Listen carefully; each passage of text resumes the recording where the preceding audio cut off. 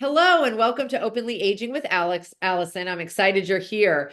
So, on this channel, Openly Aging, we discuss how to age while keeping control and staying independent. And today, we're going to learn from a very special guest on how the best way to do that with our bodies. So today I have Susan Silver. She is the owner and founder of Wise Body Moves. And she is a human movement specialist who works predominantly with people over 60. She has amazing credentials that I'm going to mention. So she's a certified exercise physiologist. She is a medical exercise specialist, a functional aging specialist, a licensed massage therapist, and she is a certified yoga instructor who has a specialty in leading exercise for people with Parkinson's disease. She mostly works with clients one on one and periodically leads classes and workshops, especially on one of my favorite hot topics, along with hers, balance. And she sees her work as being on a mission to teach you how your body works so you can keep doing your favorite things for as long as you want to do them. So thank you, Susan.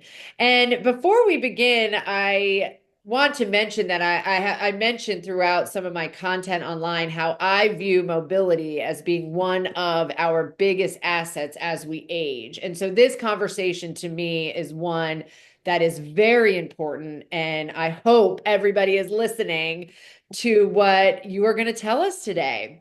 So, welcome. Thank you, Susan, Thank for being you. Thank here. you. I love that you're such a big champion of movement Oh, or well, movement. yeah, I I have mean, seen it go wrong. there's so many other important things you're dealing with also, and Yeah. the fact that you make this a priority on the list is Oh, something I appreciate. yes. Well, I appreciate what you do for sure, as you know. Uh-huh. So, let's Yeah. start with what is a human movement specialist?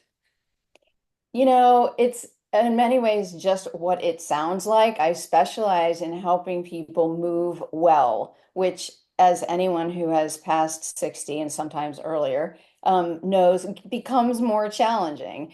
And I use it as sort of a broad umbrella term because I have been studying many different ways of working with the body. I started as a personal trainer, but I don't really fit just in that box anymore.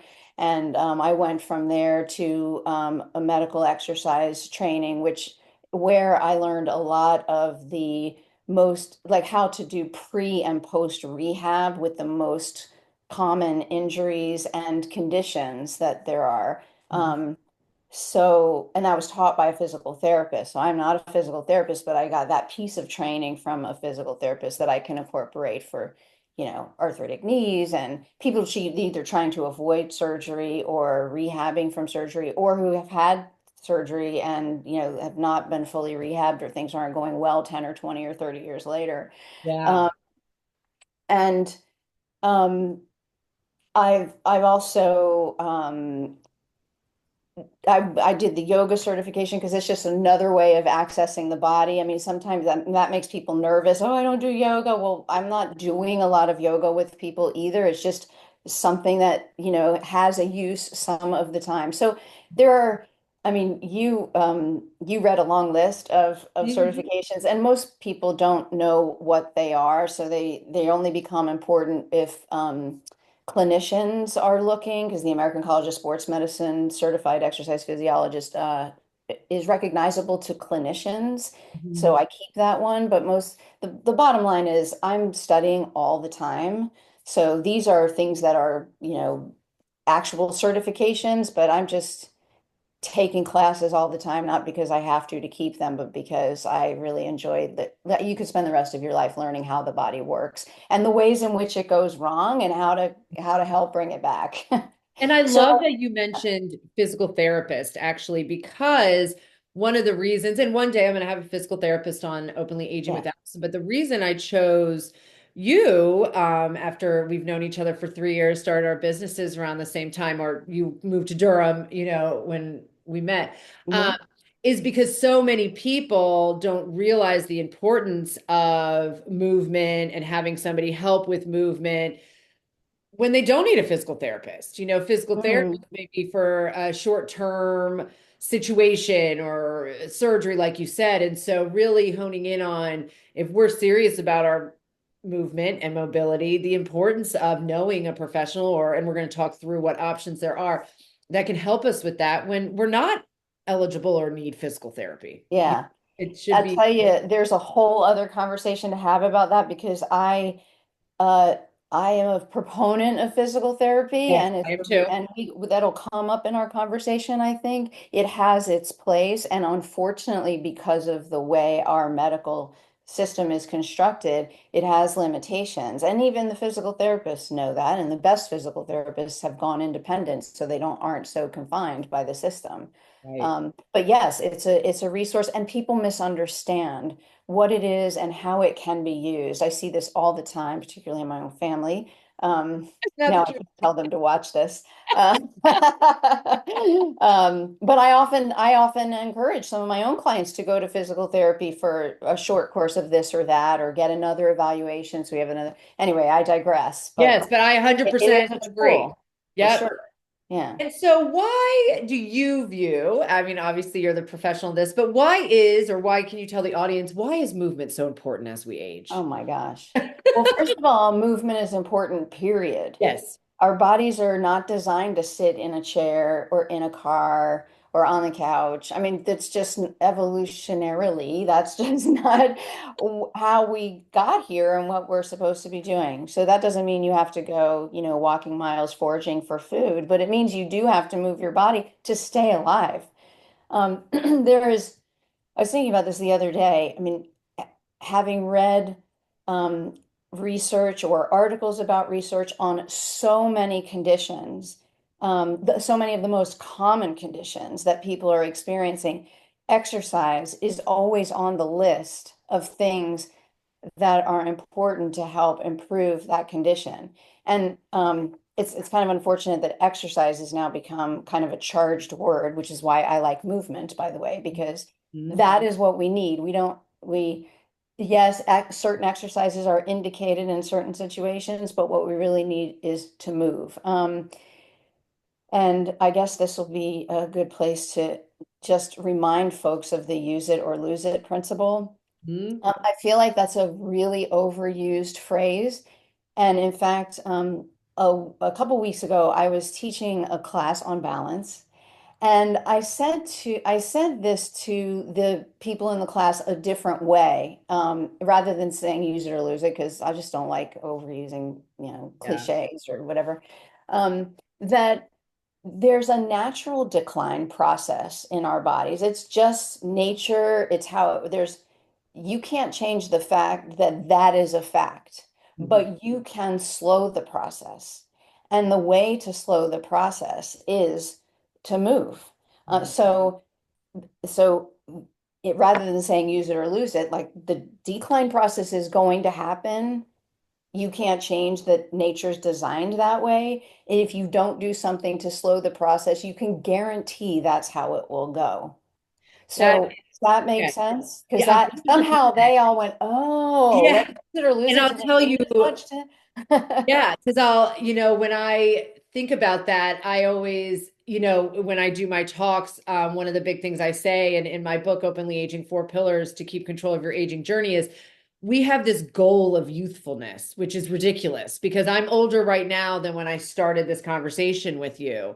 And naturally, as we get older, as you said, our bodies start to have aging circumstances occur. So Mhm. anything we can do to slow it, maintain where we're at as best we can, make it better, is automatically going to keep us independent longer and out of some of those fearful situations that we get so scared. Well, if I may, make it even more like dr dramatic or emphatic.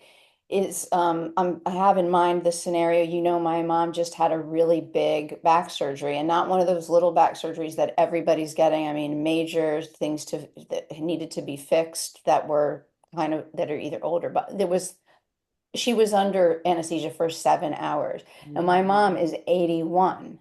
Wow. And there's no way that they would have done this surgery on her if she wasn't strong enough to do it. Now, she hasn't been a lifelong athlete, but she is someone who has definitely gone to exercise classes and line dancing classes and taken care of herself. Yeah. Um, and she's also healing really well.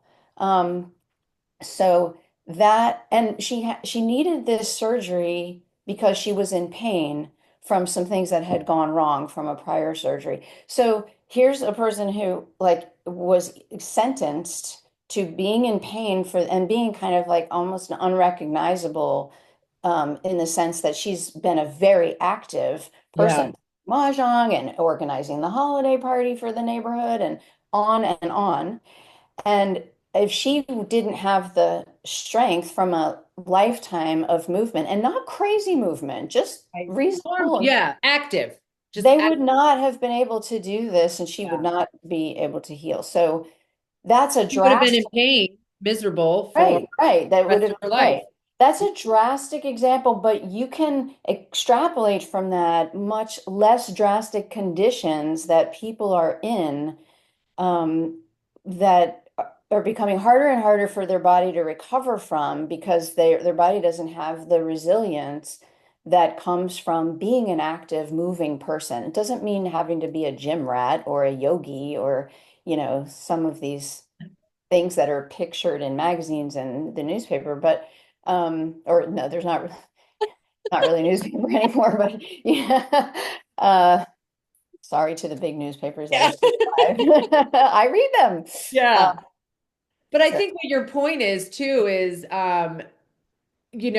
just making sure that being intentional about movement, it will help us, obviously, as we age, as we experience some aging issues that may come up by being movement. So let's talk about that a little further. We're going to do two different scenarios. Here we have somebody who, like your mom, has always been active. And once again, I love that you keep mentioning, and I think that's a big point here is some people get so stuck on, oh, I have to do, 25 arm curls a day, 20 squats or whatever. hours, And yeah, that's not what we're talking about. We're talking about functional movement, just being active, being intentional, taking a walk, going upstairs, being just somebody who doesn't shy away from movement and just so and not getting caught up in I have to do the perfect plan.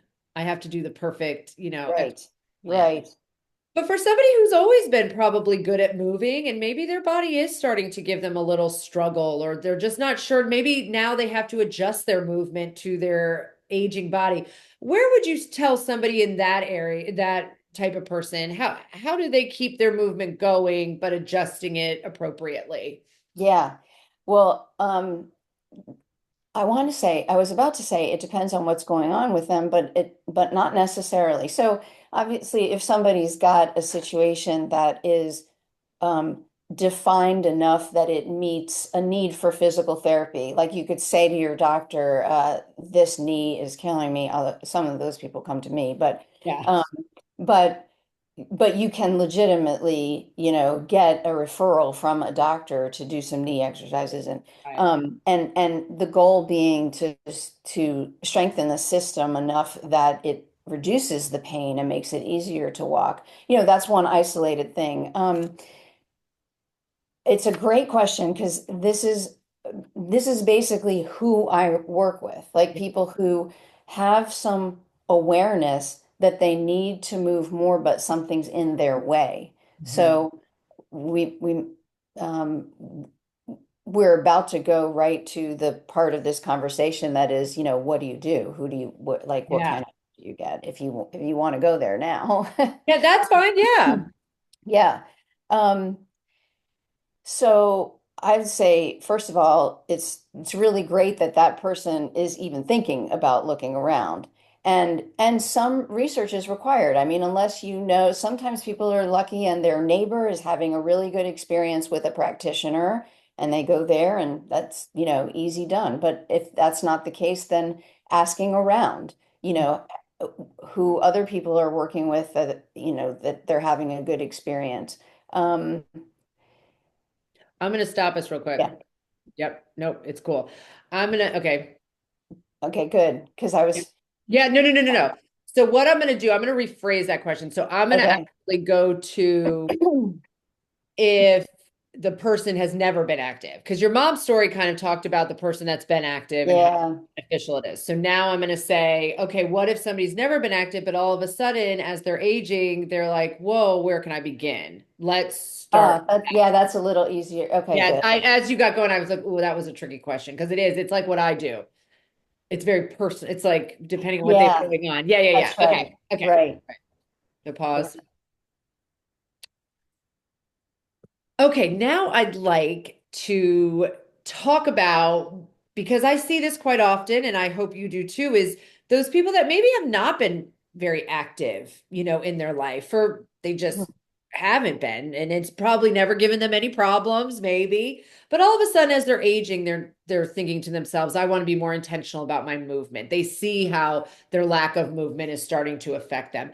What do you tell those type of people? Just how do they even get started? Because Yeah. we talked about sometimes feeling overwhelmed with all the protocol and I got to do this and this. And so tell us from Yep. your perspective, how is somebody like that the best way for them to just get moving? Yeah.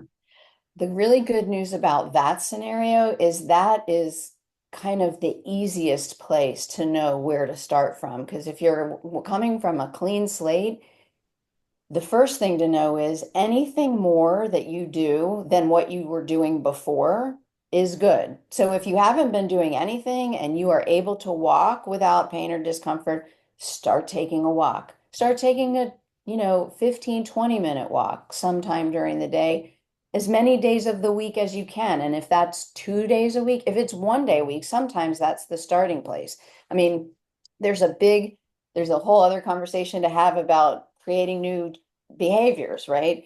But to this point, it's really important to know for somebody who has no sort of movement habits that it's a process.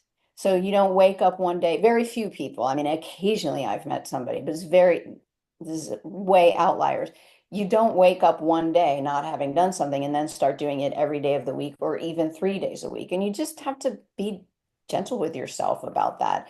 Do something one time and don't do what I've seen a lot of, this is what gets a lot of people in trouble, is think to yourself how, well, you can't recreate that every day because this, and this. Just one day at a time, start to do something. And um, walking is the thing that can be most easily accessible to people, but there are, lots of other possibilities. If you have a health center in your area, particularly one that has some part of it specializing in working with older bodies, like around here, we definitely have that available. Senior centers have, I mean, if people can get past the stigma of thinking a senior center isn't for them, there are some senior centers that are rocking like Oh, their yes, own health, it their is own, true. health Yeah. complex, gym, Yeah. whatever. And a lot It's of really times impressive. people's insurance might cover a Yeah. membership to a gym or Silver Sneakers or something where they can access these Yeah, classes. that's a really good point because you can access something pretty inexpensively. And it doesn't mean you have to commit to doing that forever. Just check it out. Yeah. And if it's not right for you, then you find something that is. I mean, it could be that at that stage, if you've gone into a facility and a class isn't right for you, which is the case for lots of people, it's hard to get a group of people doing the same thing.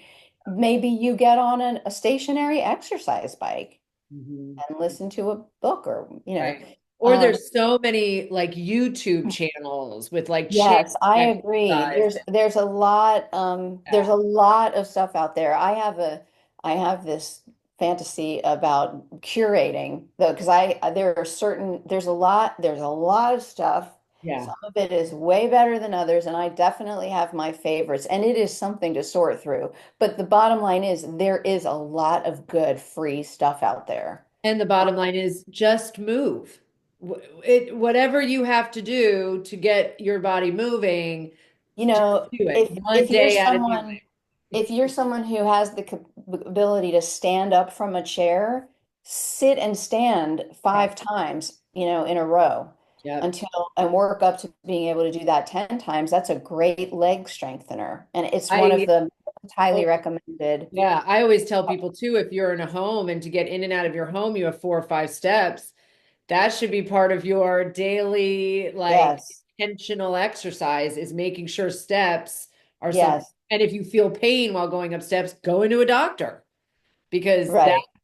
your functional limitations are going to be based on what you have in your. Yeah. And a lot of people are really surprised to find what things that can be done to get them out of that pain. Mhm. You know, I should say, in case there are people who have had this experience, physical therapy doesn't always work because it depends on who you've seen, what their system is like, what kind of I'm a big fan of physical therapists I'm confident that any good physical therapist who could hear this and say, yeah, it does depend on the system. Sometimes we don't get to do everything we know needs to be done because of the, Medicare requirements or any insurance requirements. We have But 3 weeks, two yeah, sessions a week, and we got to get it done. yeah. But then sometimes people leave physical therapy. I see a lot of this in people that have come to me. I mean, they've been to physical therapy in years past, and they might not necessarily have an acute situation right now, but they have all of these exercises that they notebooks full of exercises because they never had the opportunity with their physical therapist to pare down to what should I be doing? And so they have 27 exercises in front of them, and it's a no is a non-starter, It's right? So you overwhelmed. can, Yeah, they're like, I don't even know where to begin. yeah, so So they're, let's talk about that a little bit. Is how mhm, what are the type of people you work with? yeah, Who's your ideal client? Or right, who would be somebody that would benefit from a service like yours? yeah.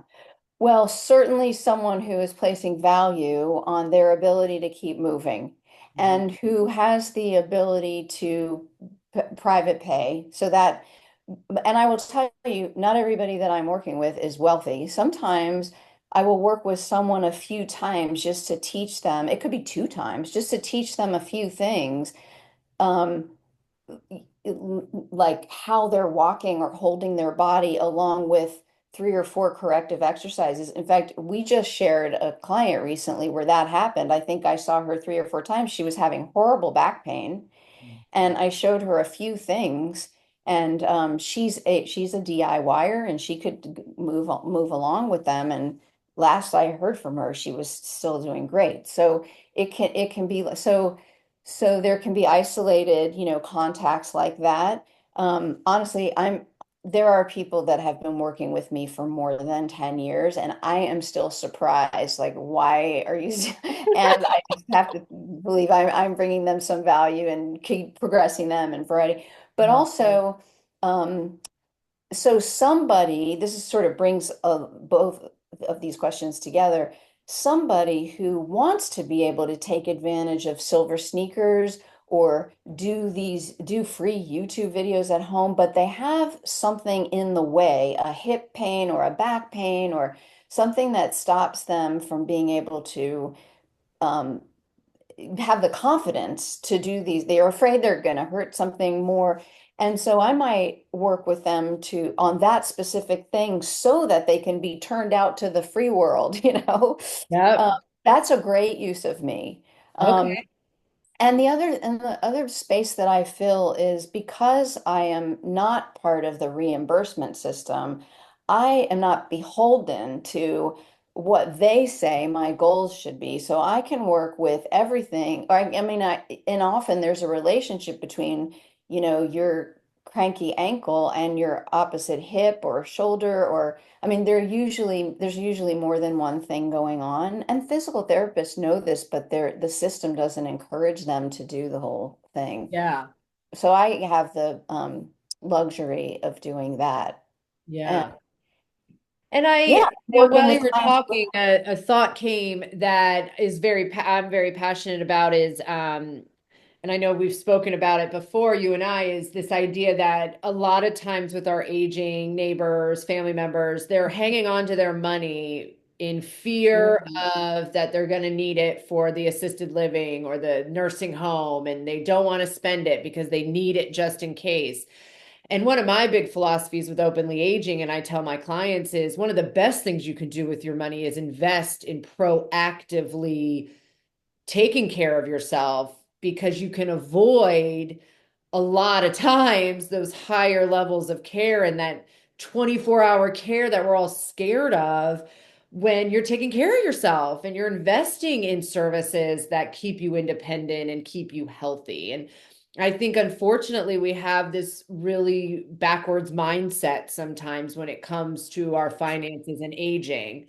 We want to save it for, God forbid, the nursing home, when most people aren't living the end of their lives in nursing homes anymore. That's not, I mean, something catastrophic can happen, a stroke. There's a lot of things that can happen that can create that, but there's so many other things we can do to help prevent that. And so I always tell people I want to front load your aging from a financial Yeah, perspective. I I want was to, actually thinking, yeah, when I don't, I might have rolled my eyes because I was thinking, yeah, about the priorities, but I didn't realize you were going to say in aging, but I just think generally in healthcare, yeah, where where we've been kind of trained and led to the wrong side of the spectrum, like throw all of these medicines and procedures at the things that have gone wrong when you could have gotten in front of the things and not needed all of those things. It's pretty catastrophic in my view. yeah.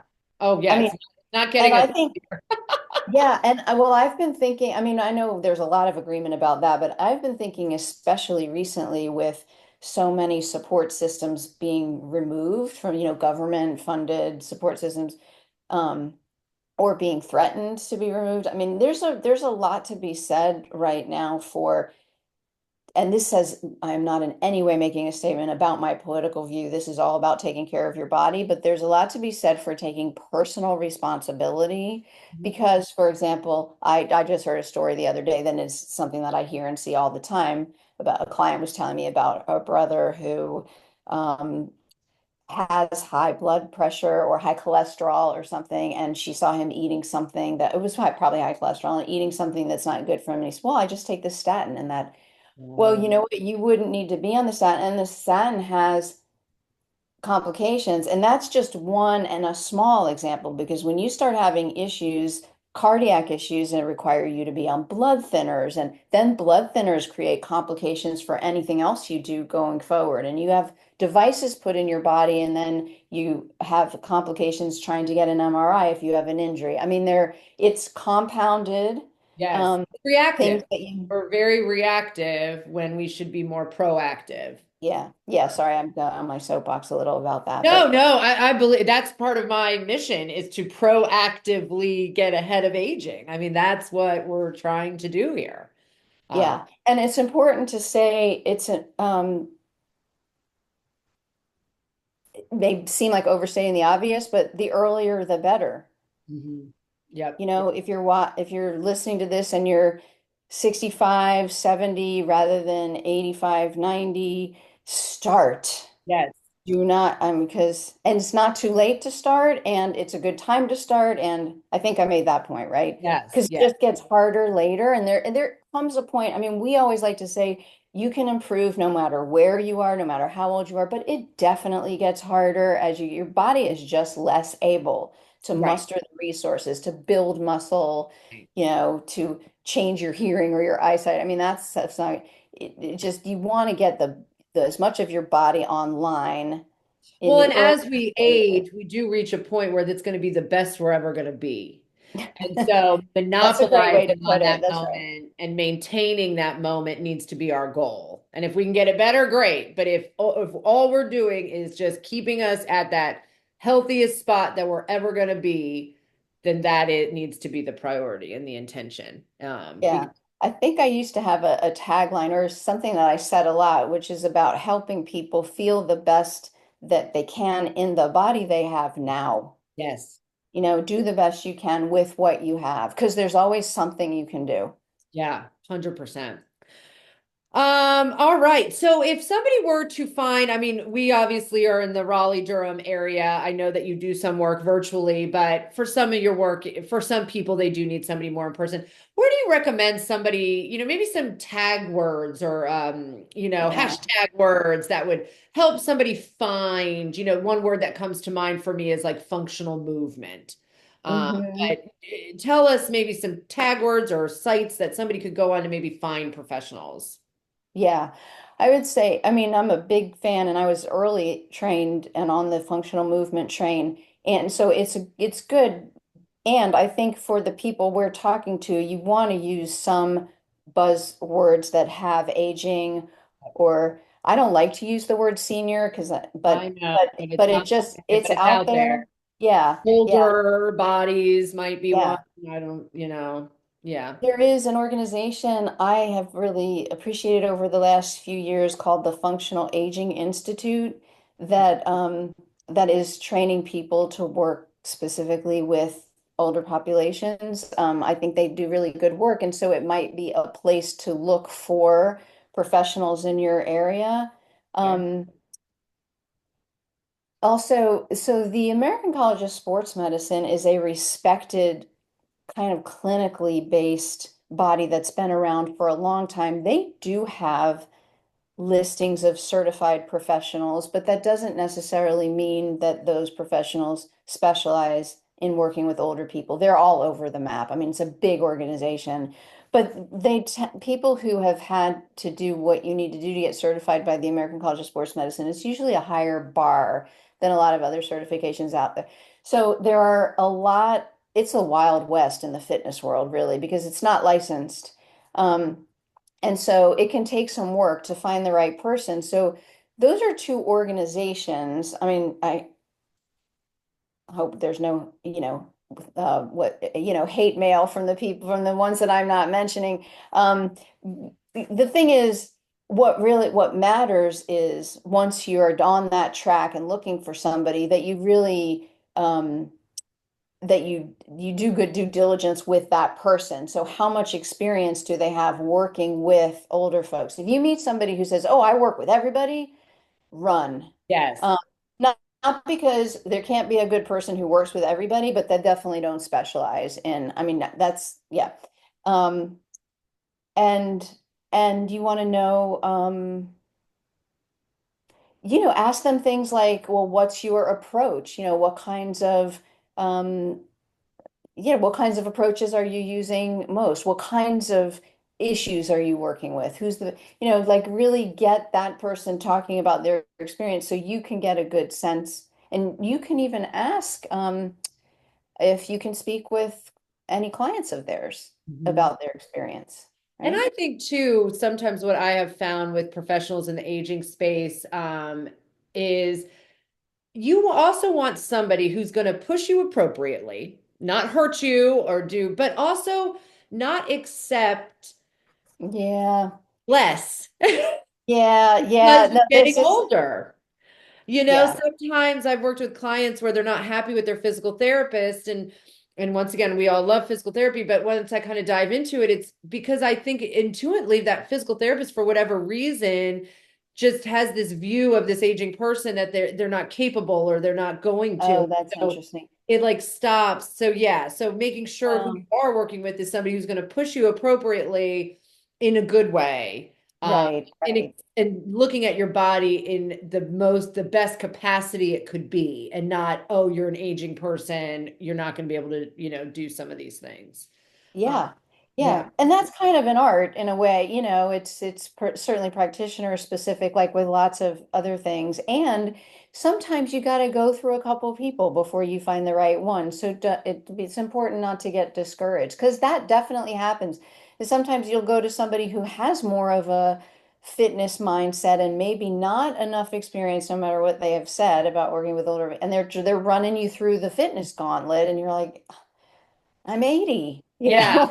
Yeah. I just want to make sure Not I to can say get in and that out of my car, go up and down my stairs, like get in and out of the tub, that's like right. there's That's so right. many things like I that. mean, I've worked with people who are like, oh, it's so much easier to get the dog's water bowl off of the floor. I mean, Exactly. those are the things that that you know, not to say that they don't also aren't also progressing to being able to do, but these are the things that they notice that are important to them. I have more stamina on vacation. We were able to, cross country ski a little Up with the longer. grandkids.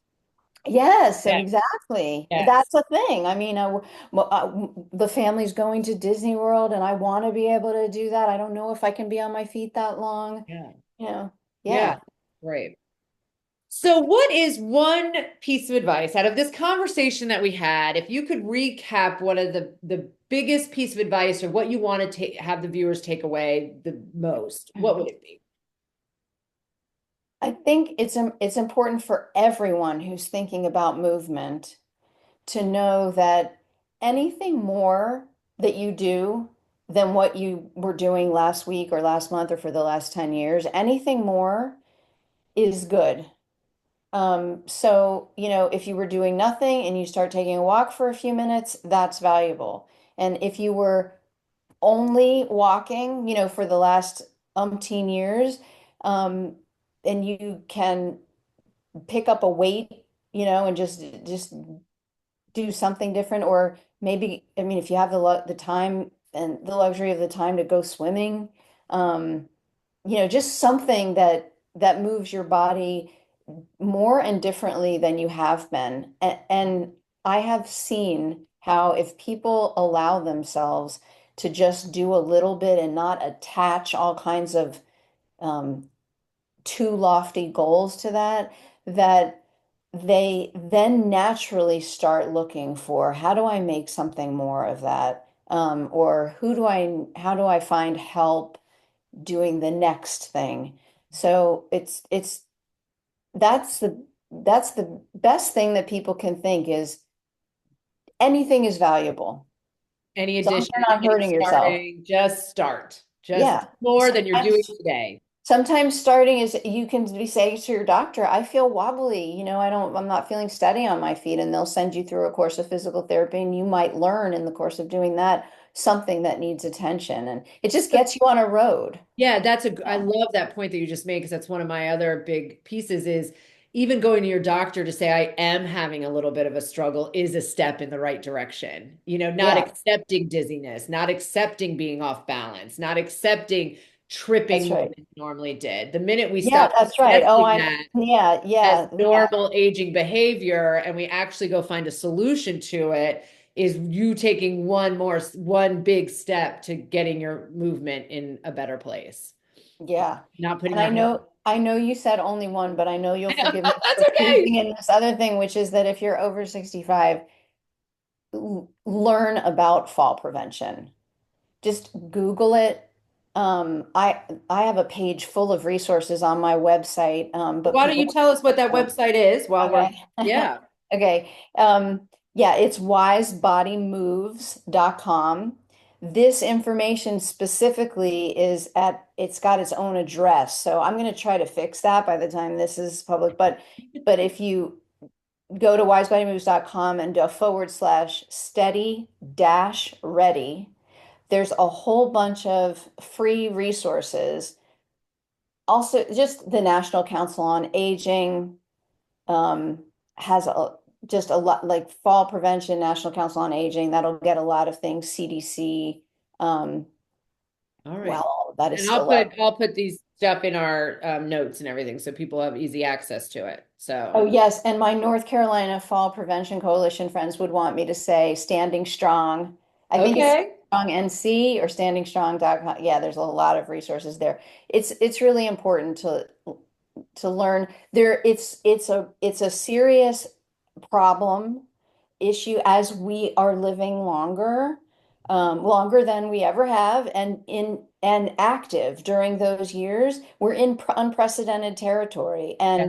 and falls can significantly change people's lives for the worst. And the most important thing to know is you can do things to lower your risk. It's just an important message. So thanks for letting me squeeze in that piece. Yes, no, and I love it 'cause it goes back to I've also had a lot of experience where people don't tell people that they fell because they're Yeah. embarrassed by it. So the more we talk about it as being a normal part of aging, not normal, but I mean there's things you can do, but it is a big risk factor as we age. And 85 plus is the fastest growing age category right now. And so and healthy to And they're 85. super high risk. Once you Yep. get to that age, you on the Yep. chart, it shoots way up. Right. So Yeah, yeah, getting ourselves educated. that's So, right. well, thank you, Susan. I'll make sure You're all your information welcome. is in our thing. And thank you all for coming along to talk with Susan Silver of Wise Body Moves. I look forward to, continuing to work with Susan with clients that I send to her. But yes, so thank you all for joining Openly Aging with Allison, and I'll see you next time. Thanks.